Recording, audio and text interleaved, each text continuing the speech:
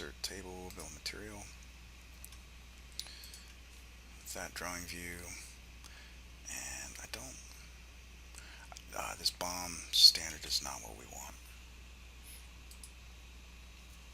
So we're going to go to the same folder that we had, drawing template, table template, copy that, paste it. Okay, so cable bomb template, top level only. I think this will work. There we go. So we've got the connector, and we've also got the sensor, and we can balloon these guys. However, what we don't have is the heat shrink. So it looks like we need to create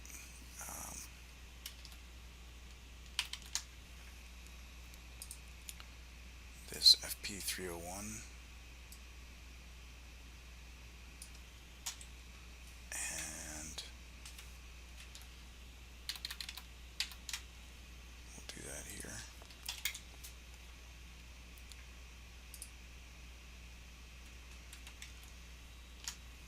So it's FP301, and it's a 16th inch black. So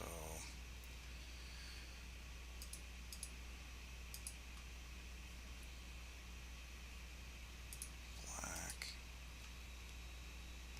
length, entered is 16th of an inch. That's this guy.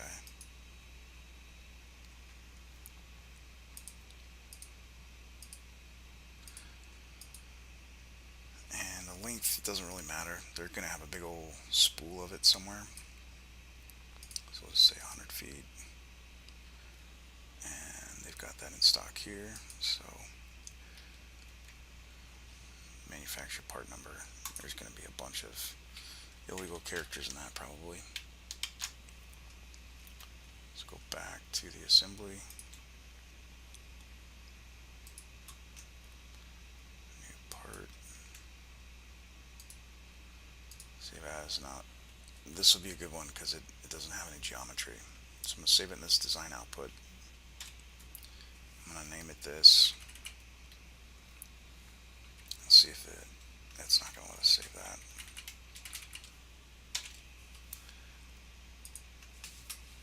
Okay. Now, all we want this for is the custom properties. So we've got the manufacturer part number,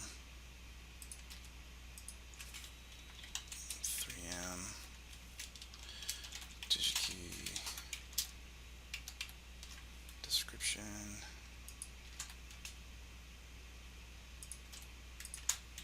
part number,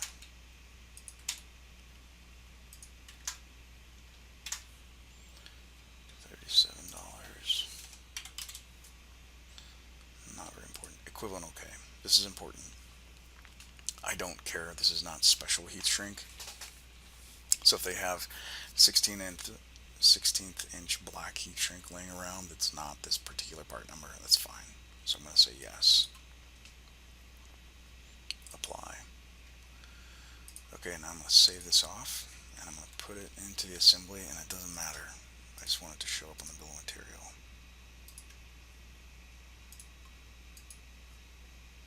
Alright, we look at our design tree. We've got this fake cable geometry. We've got this connector, the sensor, and that.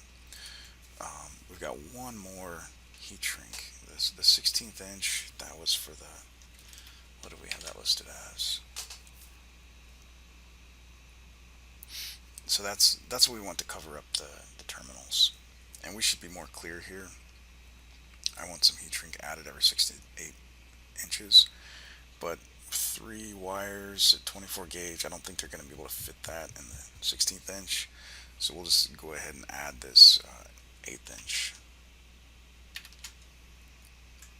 So I'm going to back up here and just do a FP301 and try to copy their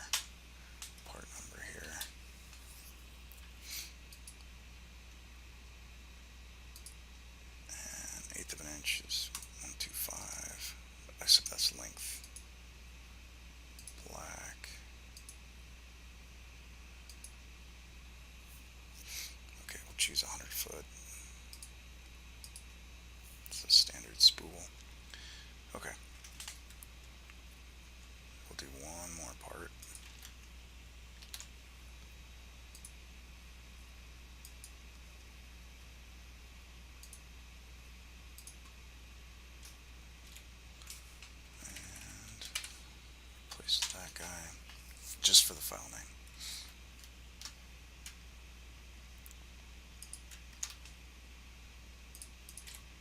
Okay.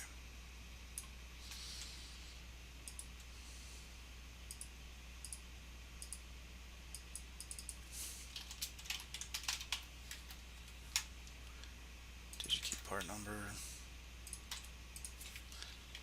And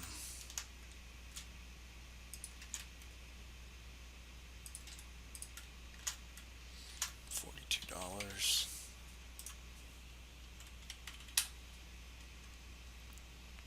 Equivalent okay, yes, because it's heat shrink.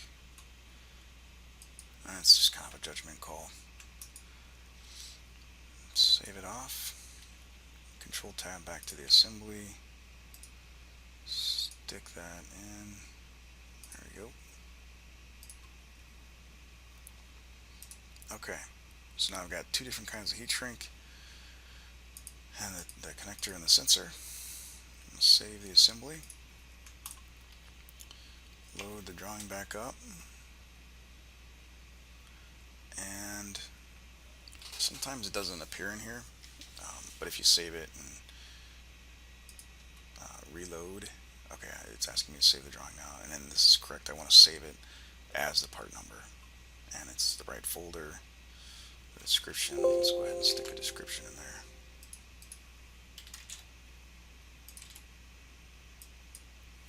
Okay, there we go. So the cable manufacturer, they're going to order off of this, so if it's doing the word wrapping thing, we want to make it a little bit bigger. If we can't quite squeeze it all in, we can change the font size. So we also, as a quality control, we want to make sure that the drawing makes sense. So if I was building this cable, I'd be like, well, what size does he want on the terminals, and what size does he want applied every 6 to 8 inches? So let's make that clear.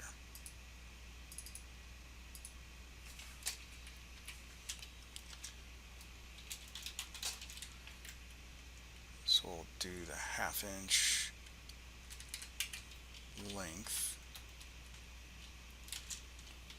16th inch diameter heat shrink to the solder terminals, and 1/2 inch length, 1/8 inch diameter heat shrink every 6 to 8 inches long length of the cable. So that makes sense. If we had discrete wires, it would be a lot prettier, but they should be able to get the idea. And we don't need to call out balloons for the things that we're not creating geometry for. They should be able to figure that out. Okay, so now we need a revision.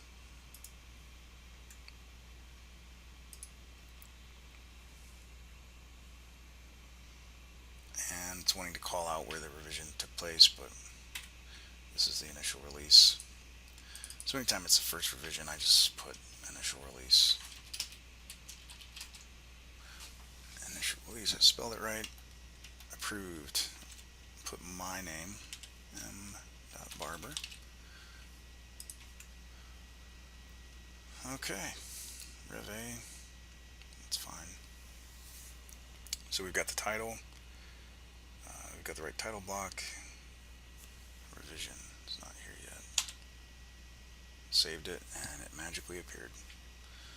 Great. So we've got a revision, we've got a part number, a description, a bill of material. They can build this cable now. But let's go back as a QC step and just review the instructions, make sure we didn't miss anything. Created all the parts. Didn't really have to create any geometry except for the little cable that went between the connectors. Standards, we'll look at that in a second. Assembly with the file name of the cable part number. We've got everything arranged. Cylindrical cable. It's not on the BOM. Drawing, template, BOM table. Yep, did that. Called everything out. The notes make sense. And we manually revised.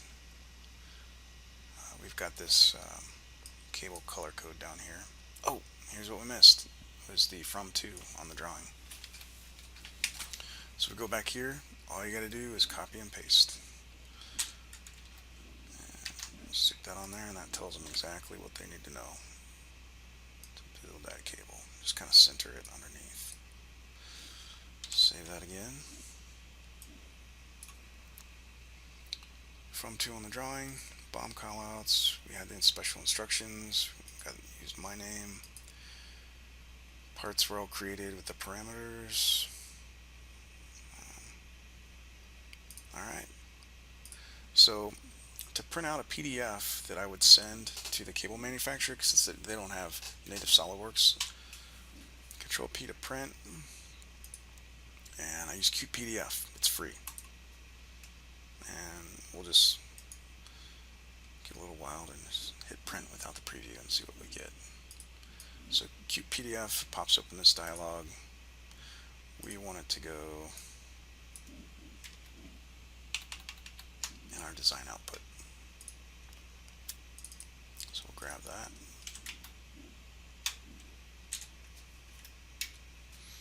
Alright, and I don't want this sheet 1 stuff. And I don't want the rev in it either, just the part number.